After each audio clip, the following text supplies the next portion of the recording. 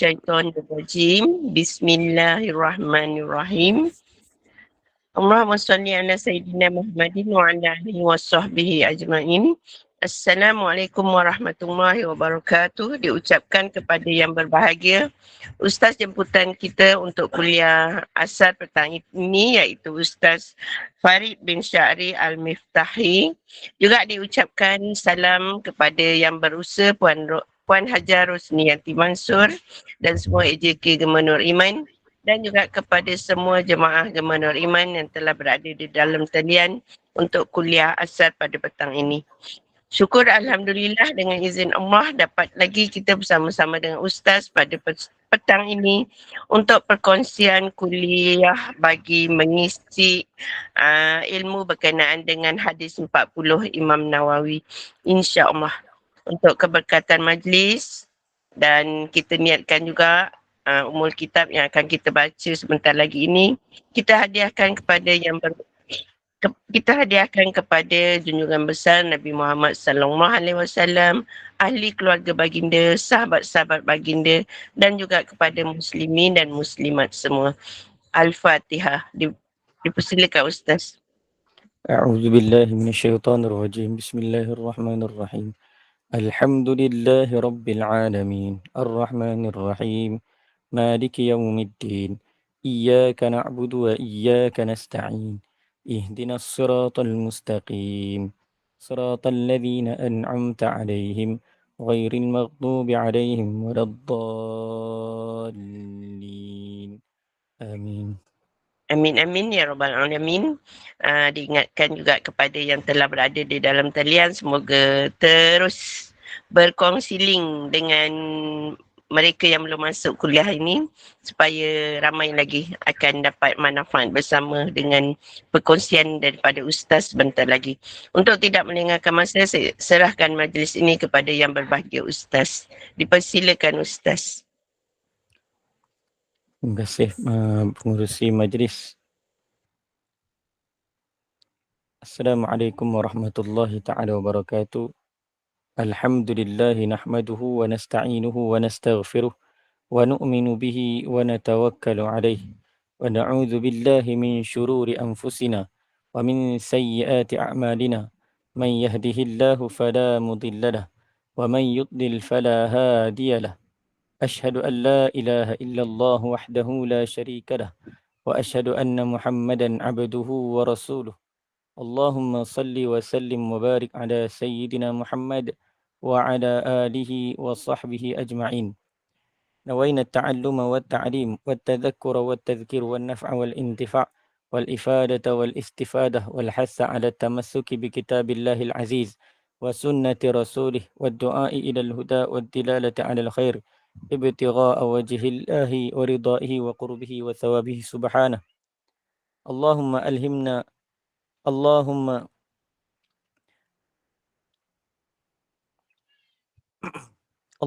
ألهمنا علما نفقه بأوامرك ونواهيك وارزقنا فهما نعرف به كيف نناجي يا أرحم الراحمين. اللهم إنا نسألك فهم النبيين وحفظ المرسلين وإلهام الملائكة المقربين. اللهم أغننا بالعلم وزينا بالحلم وأكرمنا بالتقوى وجملنا بالعافية. اللهم إنا نستودعك ما قرأناه أو نقرأه في هذا المجلس وما قبله وما بعده فاحفظه علينا حتى ترده إلينا وقت احتياجنا إليه يا أرحم الراحمين. اللهم أكرمنا بنور الفهم وأخرجنا من ظلمات الوهم وافتح لنا أبواب رحمتك وانشر علينا حكمتك يا أرحم الراحمين. Rabbi syrah li sadri wa yassir li amri wahlul 'uqdatam min lisani yafqahu qawli, amma ba'd. Alhamdulillah, kita bersyukur kepada Allah Subhanahu wa taala kerana dengan limpah kurnia-Nya Allah Subhanahu wa taala masih lagi beri peluang kepada kita untuk kita duduk dalam majlis ilmu. Walaupun kita sibuk dengan sesuatu perkara yang lain di dalam urusan cuti dan sebagainya, tapi Allah Ta'ala masih lagi pilih kita, dudukkan kita dalam majlis ilmu.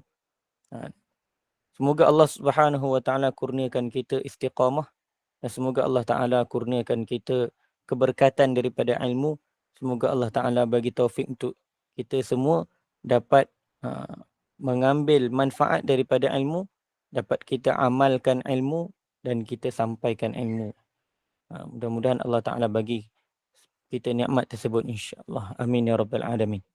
Jadi pada petang ini kita sama-sama kita teruskan lagi perbincangan daripada hadis 40, iaitu hadis yang ke-18 tentang takwa dan akhlak mulia, sebagaimana sabda Nabi sallallahu alaihi wasallam yang telah disebutkan, yang disebutkan oleh Nabi sallallahu alaihi wasallam, ila ittaqillah haitsuma kunta wa atbi'is sayyi'atal hasanata tamhuha wa khaliqin nasa bi khuluqin hasan. Ini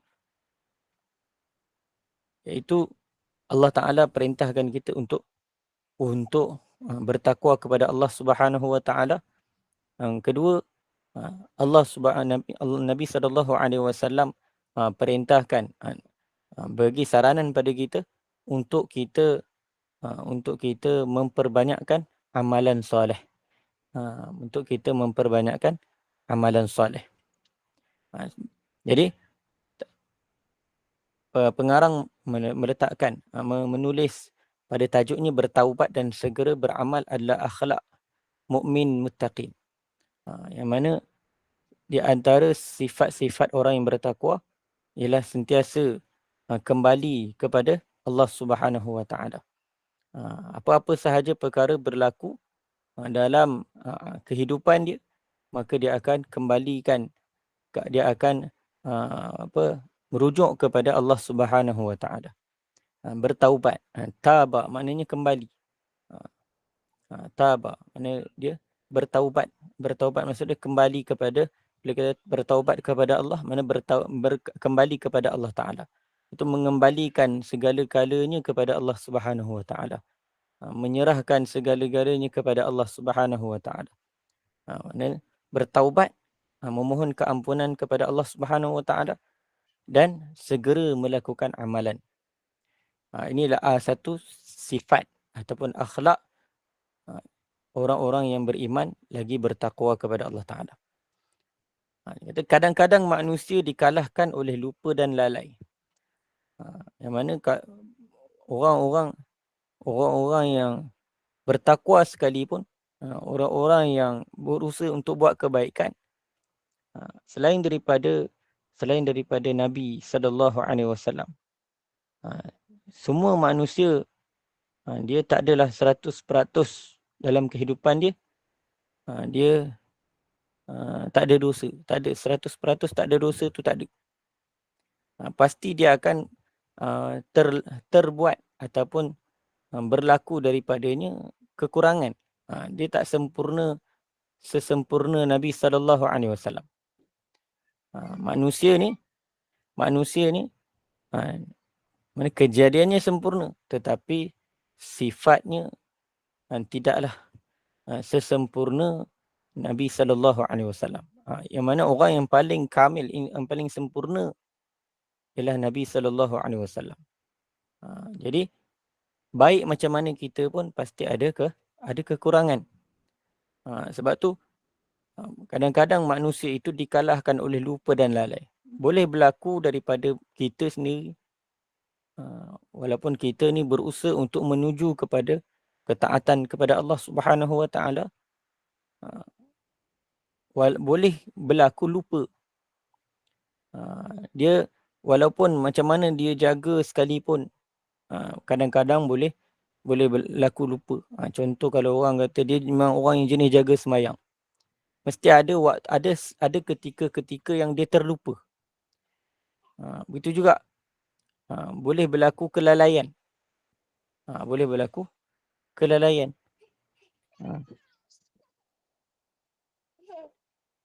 Boleh berlaku kelalaian. Jadi tak adalah dia 100% sempurna tu. Satu benda yang kalau kata ada tu, dia satu anugerah Allah Taala. Tapi mana nak kata sempurna sampai daripada mula hidup sampai meninggal dunia, sempurna tu tak ada. Maknanya boleh berlaku lupa dan boleh berlaku lalai. kadang-kadang digoda oleh nafsu atau diwaswaskan oleh syaitan. Kadang-kadang dah buat baik pun, kadang-kadang ada ketika-ketikanya dia datang ada sifat-sifat buruk dia. Kadang berlakulah sifat-sifat buruk disebabkan nafsu. Disebabkan oleh godaan nafsu. Ataupun datang was-was, keraguan. Datangnya keraguan daripada yang didatangkan oleh syaitan. Was-was. Sehingga terkesan dengan nafsu dan juga terkesan dengan was-was syaitan itu, sehinggalah terjerumus melakukan maksiat dan dosa. Kadang dia bukanlah nak buat pun dosa tu, tetapi kadang-kadang terikutkan perasaan. Dia usahalah untuk apa? Untuk jaga berakhlak dengan akhlak yang baik. Tapi kadang-kadang sampai satu tahap dia terikut nafsu. Terkeluarlah juga kalau dia marah. Keluarlah perkataan yang kasar. Keluarlah perkataan yang tak sepatutnya. Sebab apa? Disebabkan nafsu. Disebabkan godaan tusukan syaitan tadi. Maka kadang-kadang boleh berlaku keburukan ini daripada orang yang baik sekalipun. Maka kalaulah berlaku demikian, maka satu orang tadi masih lagi dianggap bertakwa apabila berlaku kekurangan tersebut, berlaku keburukan tersebut, maka dia segera bertaubat dan beristighfar. Dia tengah marah-marah, dia cakap benda yang tak sepatutnya, lepas tu dia teringat. Lepas tu dia istighfar, astaghfirullahalazim. Dia tercakap benda yang tak elok. Lepas tu terus istighfar. Taubat pada Allah. Maka bila boleh berlaku demikian,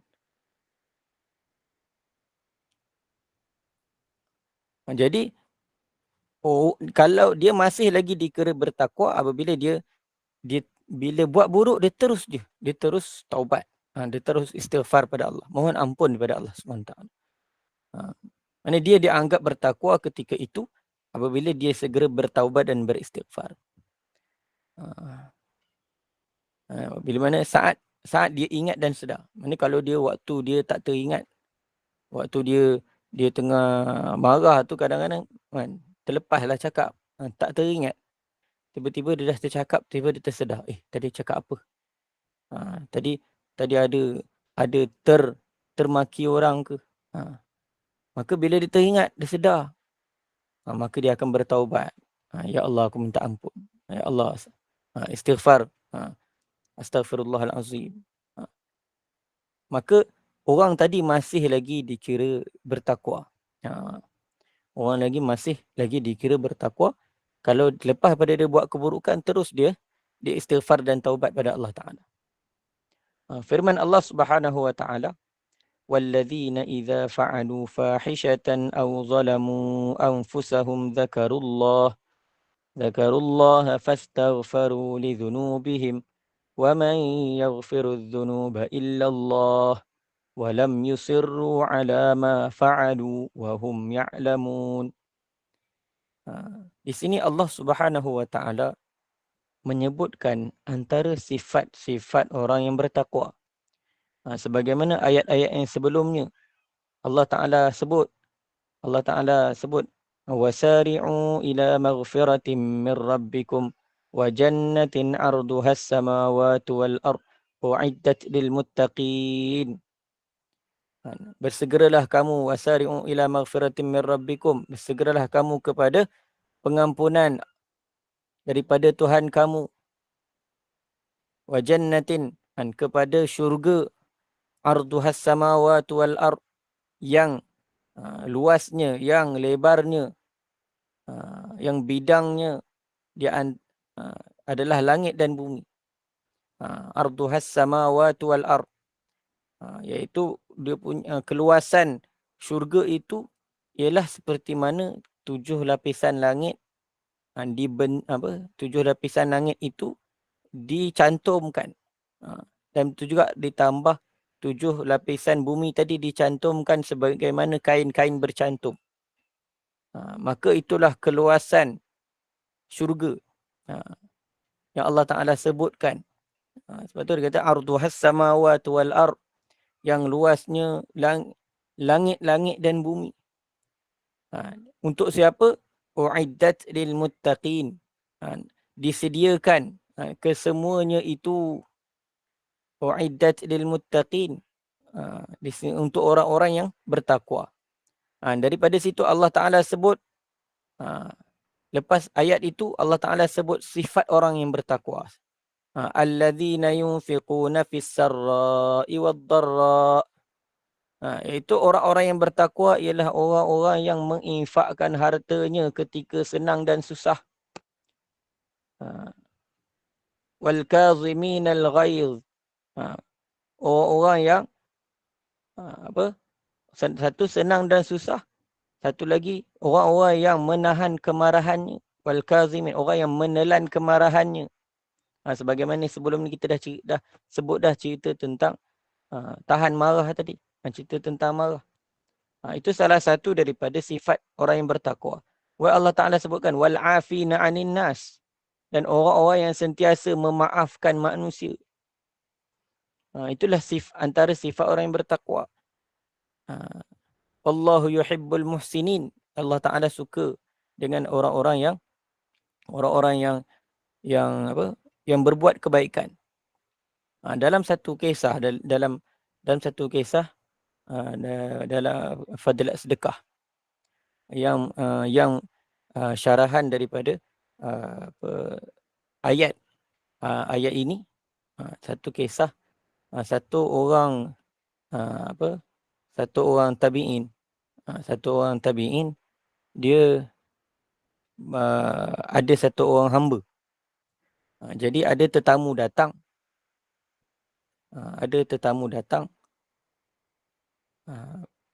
Jadi dia bawa satu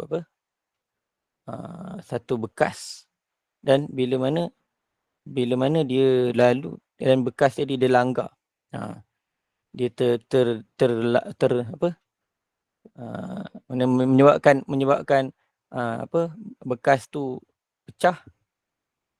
Jadi dan makanan tadi tak dapat nak disediakan. Boleh rujuk dalam Fadlat Sedekah cerita tentang ayat ini. Maknanya kisah dia, ada satu kisah kat sini, satu orang dia sahabat, satu orang sahabat ataupun tabi'in, saya tak ingat. Maknanya bila dia buat satu benda yang menyebabkan kemarahan, jadi dia amal ayat ni, alladzina yunfiquna fis sarra'i wad dharra. Dia nak bagi makan, dia infakkan harta dia untuk bagi makan. Kemudian berlakulah satu perkara yang menyebabkan dia marah. Maka hamba tadi mengingatkan dia. Allah Ta'ala berfirman wal kaziminal ghaiz.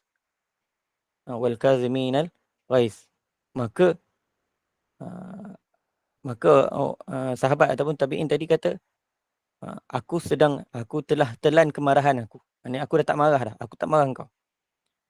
Kemudian dia hamba tadi baca lagi ayat. Wal afina 'anin nas. Mana nak cerita tentang orang takwa ni. Mana dia adalah orang yang usaha untuk takwa. Sahabat yang ataupun tabi'in tadi, dia usaha untuk takwa. Jadi dia kata aku maafkan apa yang kamu buat ni. Aku telah maafkan apa yang kamu buat. Kemudian dia sebut lagi wallahu yuhibbul muhsinin. Maka apa dia buat? Bila hamba tadi sebut wallahu yuhibbul muhsinin, Allah Ta'ala menyukai orang buat kebaikan, maka sahabat ataupun tabi'in tadi dia kata aku merdekakan kamu. Maknanya dia ambil pengajaran daripada ayat Al-Quran. Nak beritahu apa? Itu semua sifat orang yang usaha untuk takwa. Usaha untuk takwa. Kemudian lepas pada ayat itu, Allah Ta'ala sebut wallazina idza fa'alu fahishatan. Maknanya dia ada kaitan juga dengan takwa kat sini. Iaitu antara sifat orang yang bertakwa ialah wa idza fa'alu fahishatan, apabila mereka melakukan sesuatu perkara perbuatan yang keji. Bila kata fahishah ni, fahishah ini ada ulama mengatakan kan tu ada dua lafaz, satu fahsya dan mungkar. Perkara yang keji dan mungkar. Perkara yang keji ni ada ulama kata menafsirkan perkara yang fahishah ni maksud dia dosa besar. Lepas tu mungkar ni dosa kecil. Maksudnya apabila mereka melakukan sesuatu dosa yang keji, fahishah, ataupun auzalamu anfusahum, ataupun mereka menzalimi diri mereka sendiri. Ini dengan melakukan dosa-dosa kecil yang menyebabkan kemudaratan atas diri mereka. Maka zakarullah, maka mereka segera untuk ingat kepada Allah Ta'ala.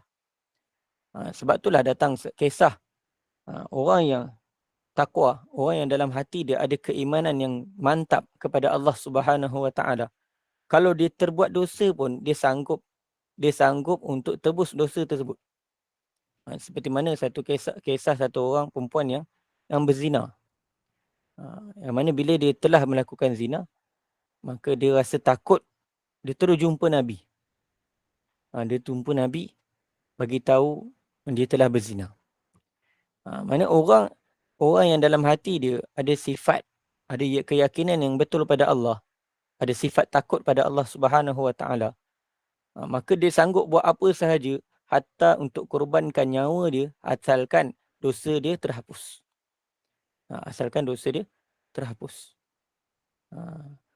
Sebab tu kita kena usaha takwa kita kepada Allah, usaha atas takwa kita kepada Allah, sehingga datang sifat takwa tadi mengatasi segala-galanya.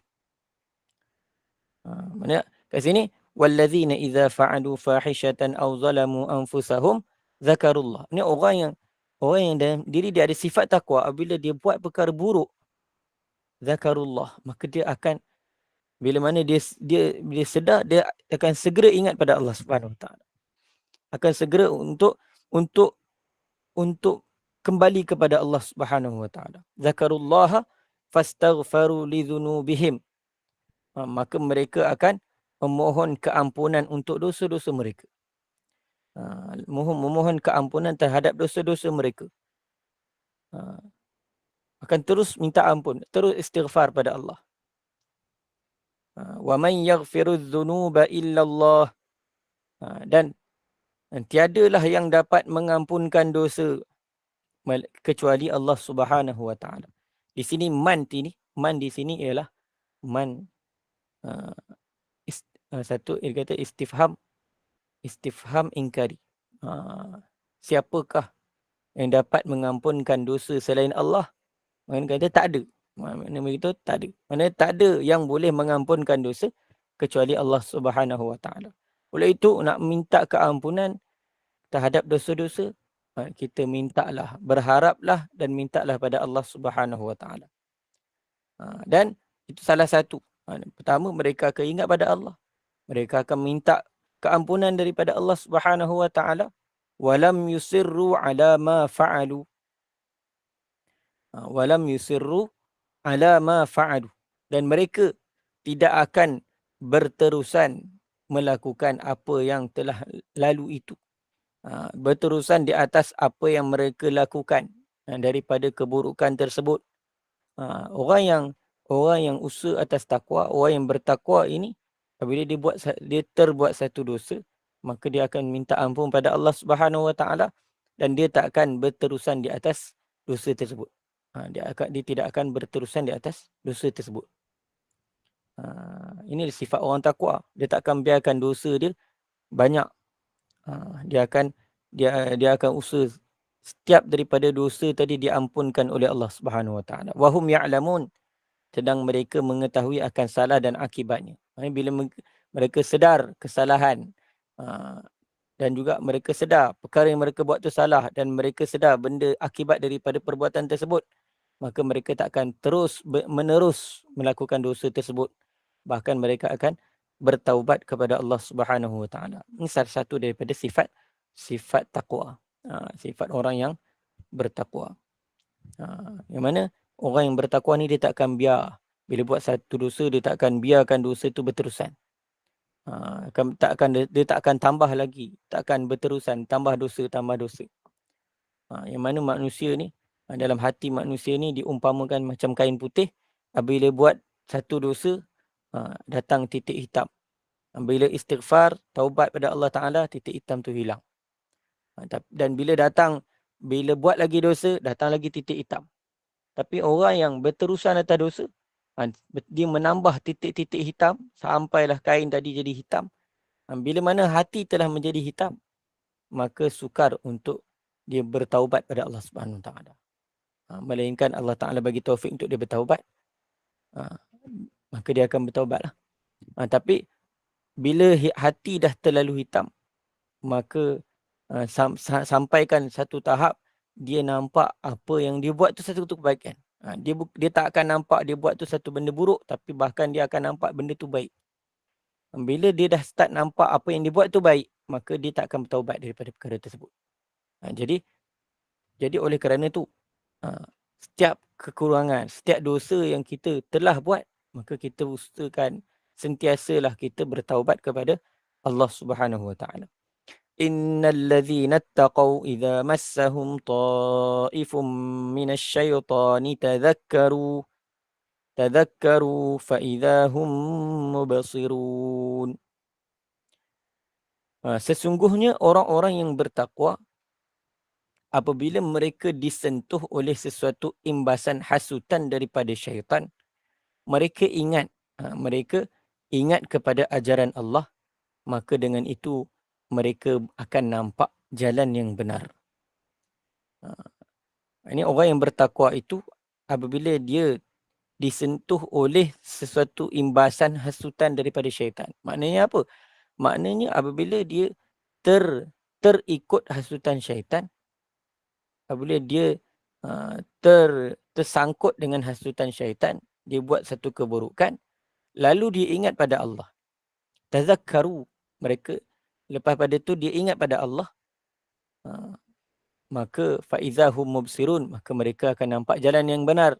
Bila dia nampak jalan yang benar, maka dia akan bertaubat dan berterusan atas kebaikan. Maka dia akan tinggalkan perkara keburukan tersebut. Itu sifat orang takwa. Dengan itu seseorang Muslim yang bertakwa, sesudah bertaubat dan memohon keampunan, dia akan bersegera melaksanakan kebaikan. Bila orang tu dia bertakwa, bila buat keburukan dia akan segera taubat. Bila mana dia dah taubat dan minta ampun pada Allah Ta'ala, maka dia akan memperbanyakkan amalan kebaikan. Dia akan segera buat amalan kebaikan. Dan memperbanyakkan amal soleh demi menghapuskan dosa. Seperti mana? Kerana dia yakin dengan janji Allah ketika mana Allah Ta'ala berfirman, innal hasanat yudhibnas sayyiat. Sesungguhnya kebaikan-kebaikan itu akan dapat menghapuskan keburukan.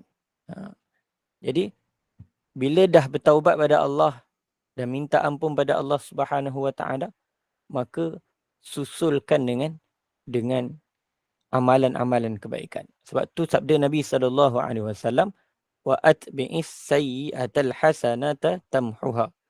Sebagaimana Nabi SAW sebut, wa atbi'is sayyi'atal hasanata tamhuha. Susulkanlah bila mana dah bertaubat pada Allah, maka susulilah. Maknanya bila satu orang ittaqillah haitsuma kunta, hendaklah kamu bertakwa di mana sahaja kamu berada, maka sekiranya kamu melakukan keburukan, maka hendaklah kamu bertaubat dan istighfar pada Allah Ta'ala. Kemudian lepas pada itu susulkan atbi'. Satu bila kata apa? Kita atbi' ni daripada atba'a yutbi'u. Maksudnya menyusulkan. Maknanya hendaklah lepas. Mana bila kata susulkan tu maknanya lepas pada buat keburukan, lepas pada bertaubat dan istighfar, hendaklah terus susulkan apa? Keburukan tadi. Susulkan keburukan tadi maknanya dia datangkan di atas keburukan tadi dengan kebaikan. Yang mana kebaikan tadi akan menghapuskan keburukan tersebut. Tamhuha, mana bila kata susulkan, bila dah buat keburukan, letak atas, susulkan amalan-amalan kebaikan sehingga keburukan tadi tertutup. Tamhuha tu memadam. Dia memadam, menghapuskan, menutup. Dengan kebaikan yang dibuat, amalan-amalan baik yang dibuat akan menutup menutup keburukan tadi. Ikutilah keburukan itu dengan kebaikan yang akan menghapuskannya. Jadi bila kita dah buat keburukan, jadi nak tutup keburukan tadi, buatlah amalan-amalan baik. Di mana dengan amalan baik tadi dia akan menghapuskan keburukan tersebut. Buatlah amalan ketaatan.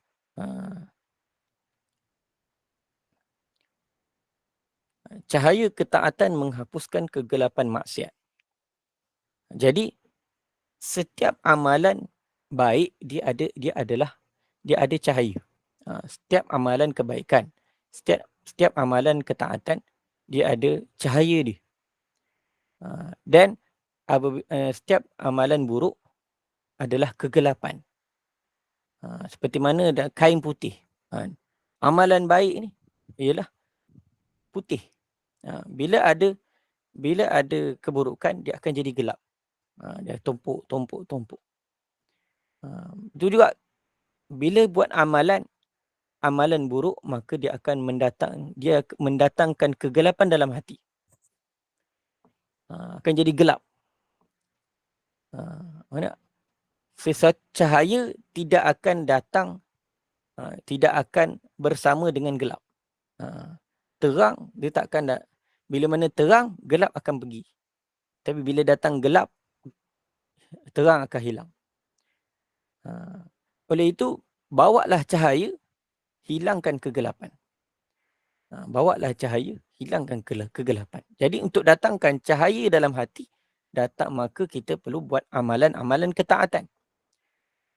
Mendatangkan amalan ketaatan, maka ia akan menghapuskan kegelapan maksiat. Maksiat akan terkeluar daripada diri kita. Melaksanakan dan menjaga amalan kebaikan seperti solat, puasa, haji, zakat, jihad dan zikir kepada Allah serta amal soleh yang lain dapat menghapuskan ketelanjuran dan kesalahan seseorang Muslim.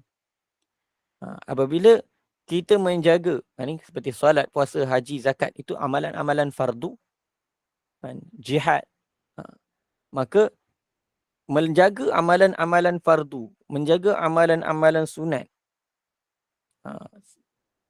maka kesemua amalan-amalan ketaatan ini dia boleh hapuskan segala kesalahan-kesalahan yang kita buat dahulu. Mana bila kita sembahyang, sembahyang ni seperti mana Nabi SAW sebut, sembahyang ni adalah penghapus dosa. Puasa pun kata penghapus dosa. Melaksanakan haji, bayar zakat, dia akan menyucikan hati, menghapuskan dosa juga. Bila seorang tadi berjihad, dosanya juga akan diampunkan. Bila satu orang tadi berzikir kepada Allah, maka dia akan menyucikan hati daripada dosa. Mana semua amalan-amalan kebaikan akan menyebabkan terhapusnya dosa daripada seseorang tersebut. Banyak hadis sahih yang menjelaskan perkara ini, seperti mana dalam hadis tentang puasa Ramadan yang mana diriwayatkan oleh Imam Bukhari dan Muslim man shama ramadana imanan wahtisaban ghufira lahu ma taqaddama min dhanbih. Sesiapa yang berpuasa pada bulan Ramadan, sesiapa yang berpuasa Ramadan imanan, dengan penuh keimanan, dengan penuh iman, wahtisaban, dan juga puasa dengan mengharapkan ganjaran daripada Allah Subhanahu wa taala. Ghufira lahu ma taqaddama min dhanbihi, akan diampunkan baginya apa yang telah terdahulu daripada dosanya. Maksudnya, apabila satu orang tadi dia berpuasa Ramadan, satu puasa dengan penuh keimanan, menjaga segala perkara-perkara yang berkaitan dengannya, wahtisaban, yakin dengan janji-janji Allah Subhanahu wa taala, mengharapkan ganjaran daripada Allah Subhanahu wa taala, maka Allah Taala janji, Nabi sallallahu alaihi wasallam menyebutkan janji tersebut, iaitu dosa-dosanya akan diampunkan. Dosa-dosa yang terdahulu diampunkan oleh Allah Taala. Maknanya kalau kata kat situ puasa tapi dengan syarat-syarat dia lah. Dengan rukun-rukunnya, dengan syarat-syaratnya, sempurnakan. Dan juga dengan penuh keimanan. Dengan penuh keimanan maksud dia, satu, hati kita yakin betul pada Allah Subhanahu wa taala, dan juga dalam kita melaksanakan puasa, kita tak tinggal amalan-amalan wajib yang lain. Wahtisaban, dengan mengharapkan apa yang Allah Taala janjikan daripada puasa, daripada amalan-amalan ketika puasa itu, maka Allah Taala ampunkan dosa-dosa yang telah lalu. Ini satu contoh yang mana amalan kebaikan itu menghapus dosa. Ala adullukum ala ma yamhullahu bihil khataya wa yarfa'u bihid darajat. Qalu bala ya Rasulullah.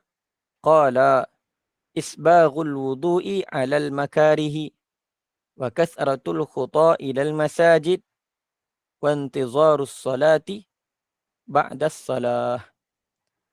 Mahukah aku tunjukkan kepada kamu, sukakah aku tunjukkan kepada kamu amalan-amalan yang dapat menghapuskan kesalahan-kesalahan dan meninggikan darjat?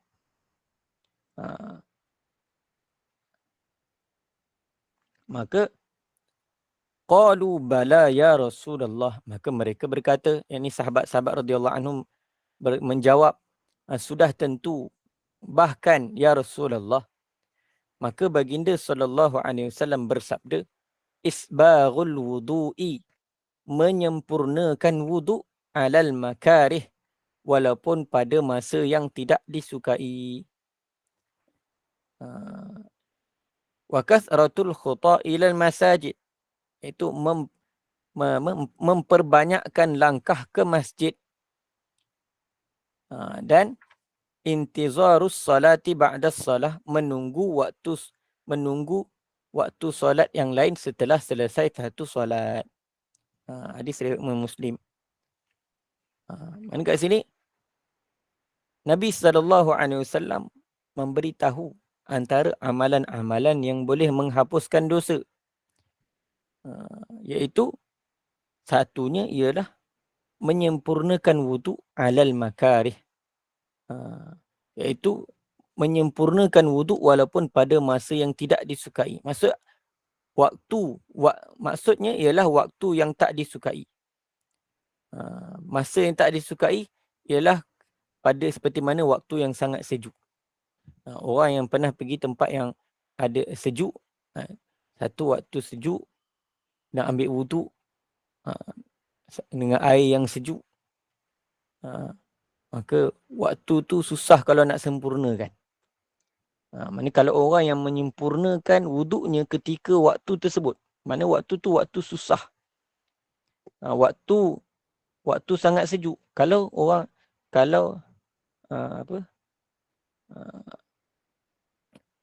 mana dia yang ada air kat situ sejuk dan juga tak boleh nak panaskan dan sebagainya, waktu tu nak ambil wuduk, nak sempurnakan wuduk, satu benda yang susah.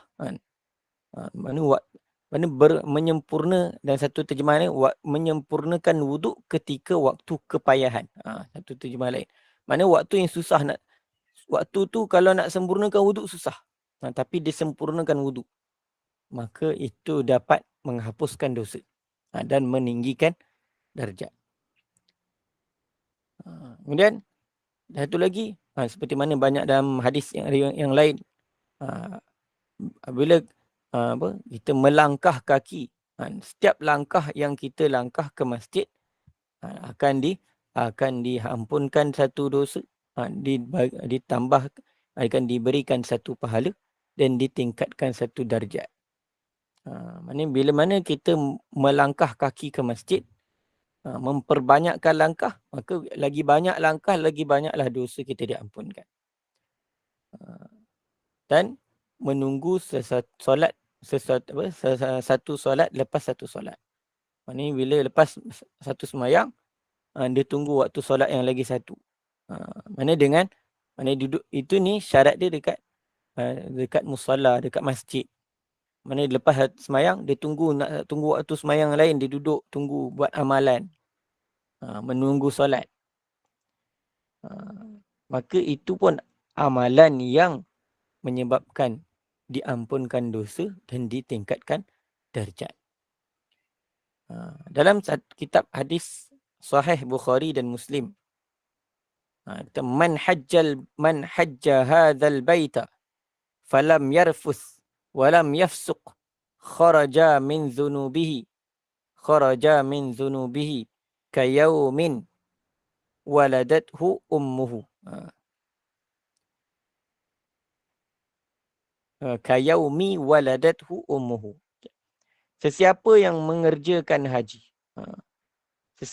barang siapa yang mengerjakan haji, man hajja hadzal bait, sesiapa yang mengerjakan haji di Baitullah ini, falam yarfuth, dia tidak berkata kotor, maknanya dia tidak menjaga percakapannya, walam yafsuk, dan tidak berbuat fasik, tidak melakukan perkara-perkara yang menyebabkan dosa, kharaja min dhunubihi, maka dia akan keluar daripada dosa-dosanya.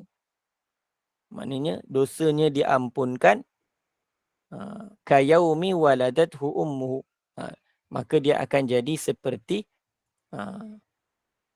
hari yang dia dilahirkan oleh ibunya.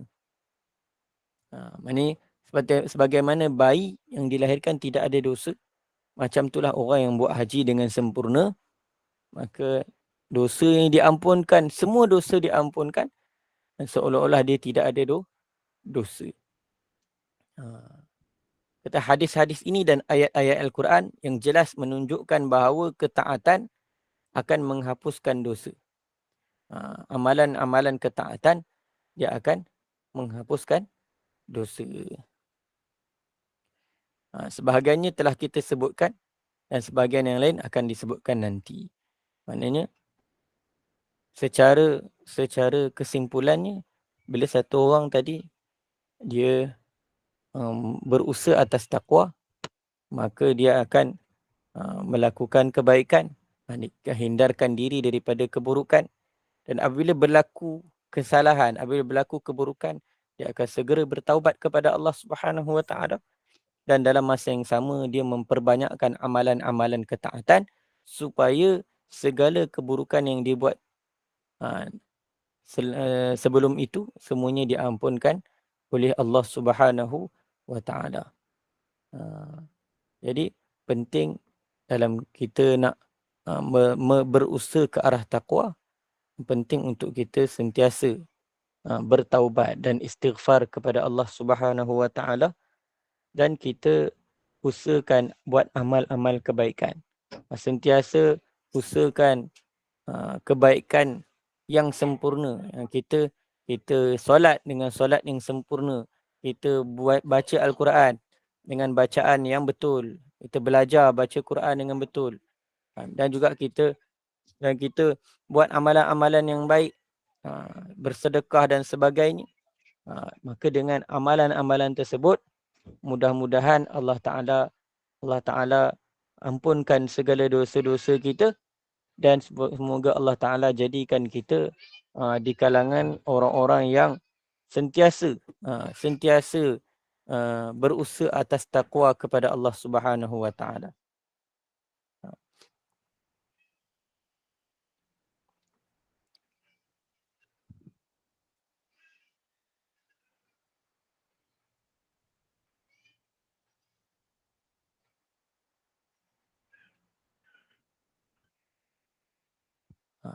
Cuma setiap daripada bila mana ada janji-janji Allah Subhanahu Wa Ta'ala, janji-janji Allah Subhanahu Wa Ta'ala pada pengampunan dosa disebabkan amalan-amalan taat, amalan-amalan ketaatan, maka ianya adalah pengampunan terhadap dosa-dosa kecil. Mana banyak hadis dan riwayat tentang perkara tersebut. Yang mana apabila disebut tentang pengampunan dosa, bila buat amalan-amalan kebaikan, dosa-dosa diampunkan, kebanyakan ulama mengatakan ianya terbatas hanya pada dosa kecil sahaja. Adapun dosa besar, bagaimana yang akan disebutkan nanti, adapun dosa besar, maka ianya tidak akan terampun, melainkan dengan bertaubat, dengan bersungguh-sungguh kepada Allah Subhanahu Wa Ta'ala. Yang mana syarat-syarat taubat tu telah disebutkan oleh para ulama. Nak taubat, dia kena ada beberapa syarat. Satu taubat ni, taubat kalau dosa-dosa tu dia berkaitan dengan hak Allah Ta'ala sahaja, maka ada beberapa syarat. Dan juga tapi kalau ada berkaitan dengan manusia, maka ada tambahan syarat. Yang itu akan disebutkan pada pertemuan yang akan datang, insya-Allah Subhanahu Wa Ta'ala.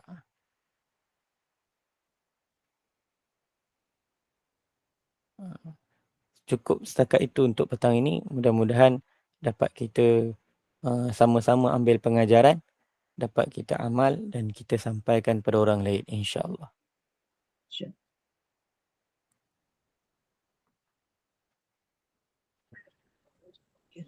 Ustaz, nak buka soalan ke? Boleh sekejap. Dipersilakan jemaah jika ada soalan.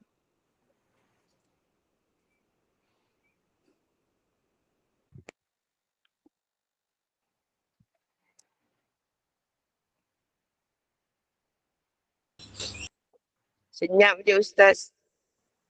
Faham sangat dah ni. Ustaz terangkan clear. Jemaah ada soalan? Assalamualaikum Ustaz. Ya, Assalamualaikum.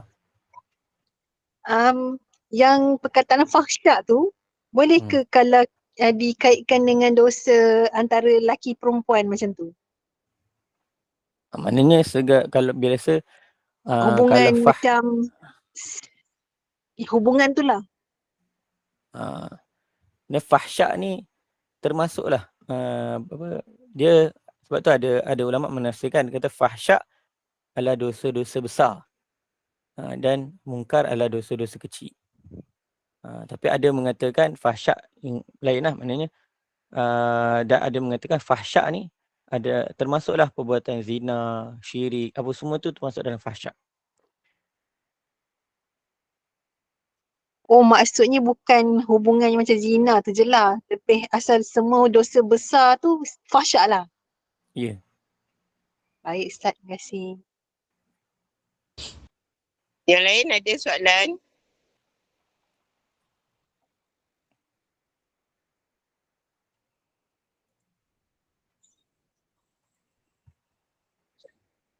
Berkenaan takwa. Jika ada soalan, dipersilakan.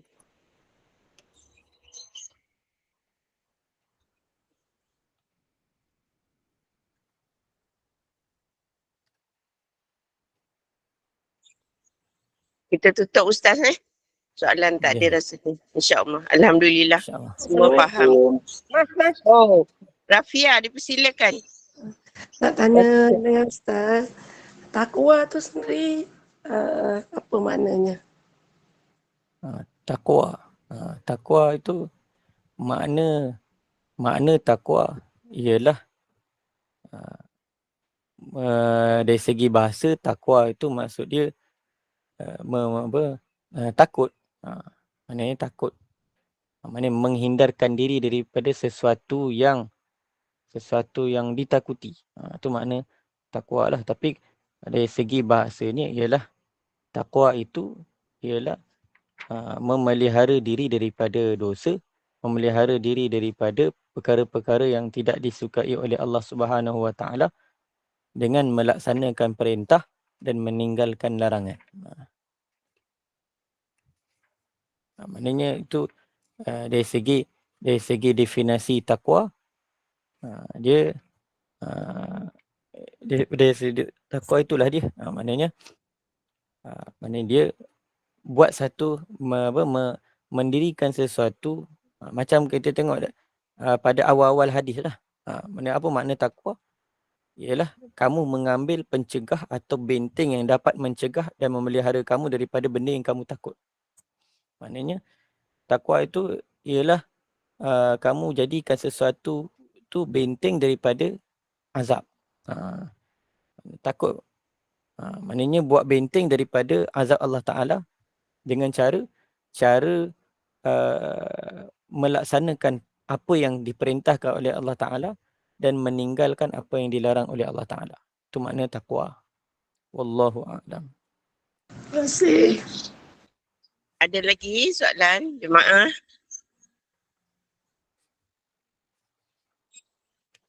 Kalau tak ada, saya tutup majlis. Ustaz, mohon saya hebahkan untuk program kami pada malam ini sebentar ya Ustaz. Boleh, insyaAllah. Untuk semua jemaah, jangan lupa kita akan bersama pada malam ini untuk satu program khas, iaitu forum berkenaan dengan Palestin, dan harap semua jemaah kongsi link dengan kawan-kawan, dengan jiran, dengan ahli keluarga untuk sama-sama kita masuk dalam forum khas pada malam ini jam 8 malam di Gema Nur Iman. Ustaz pun boleh hadir Ustaz di yang sama, insyaAllah. Kak Mas. Kak 8.30 Kak. Oh 8.30, okey, minta maaf. Kita akan mula 8.30. Marilah bersama-sama dan beramai-ramai kita imarahkan forum khas Gema Nur Iman berkenaan dengan Palestin, insya-Allah. Syukur alhamdulillah petang ini Ustaz telah dapat berkongsi ilmu dengan kita berkenaan dengan takwa, dan semoga kita tidak jemu-jemu membuat apa saja kebaikan. Seperti yang Ustaz katakan tadi, apabila kita melakukan kebaikan, insya-Allah jika kita tersesat sebentar, insya-Allah Allah akan tolong dan Allah akan tutup segala kejahatan itu dan akan mengembalikan kita semula ke jalan yang benar. Itulah pentingnya kita sentiasa melakukan amal kebaikan, dan insya-Allah dan semoga kita akan terus berdoa Allah Ta'ala izinkan untuk kita sentiasa berada di dalam kebaikan, insya-Allah.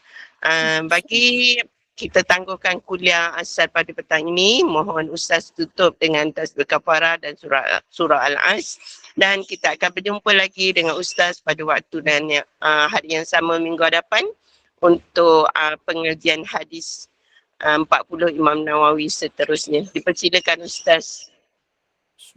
Subhanakallahumma wa bihamdika asyhadu an la ilaha illa ant astaghfiruka wa atubu ilaik. Bismillahirrahmanirrahim. Wal 'asri innal insana lafi khusr illa alladhina amanu wa 'amilus salihati wa tawasaw bil haqqi wa tawasaw bis sabr. Assalamualaikum warahmatullahi wabarakatuh. Waalaikumsalam.